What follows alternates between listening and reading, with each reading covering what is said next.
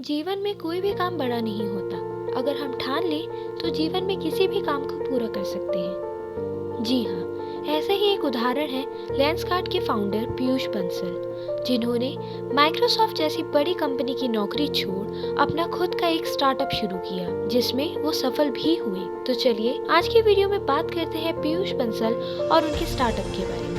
2010 में पीयूष बंसल ने एक ऐसे बिजनेस की शुरुआत की थी जिसे पहले कभी आजमाया नहीं गया था। लेकिन पीयूष ने अपने स्टार्टअप को शुरू करने से पहले इसके सभी पहलुओं को अच्छे से जांच की और फिर ऑनलाइन चश्मा बेचने का बिजनेस शुरू किया।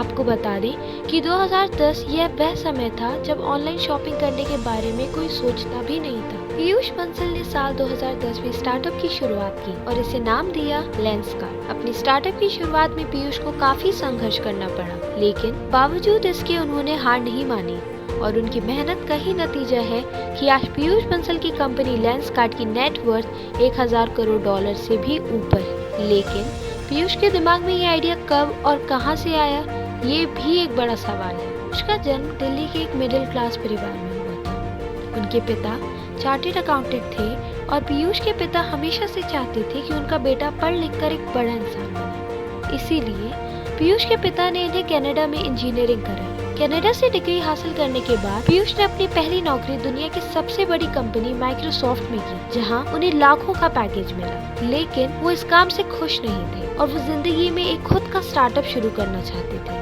और इसी सोच के साथ पीयूष ने साल 2007 में भारत आ गए। जब वो भारत आए तब उन्हें देखकर उनके पिता काफी नाराज हुए, लेकिन सब कुछ छोड़कर पीयूष अपने स्टार्टअप की शुरुआत करने में लग गए। उनकी मेहनत और बिजनेस के प्रति लगाव ही था जो उनके पिता इस कार्य के लिए मान गए। उस दौर में भारत में ई कॉमर्स सिर्फ एक कॉन्सेप्ट था और पीयूष को भी इस क्षेत्र में कुछ करना था।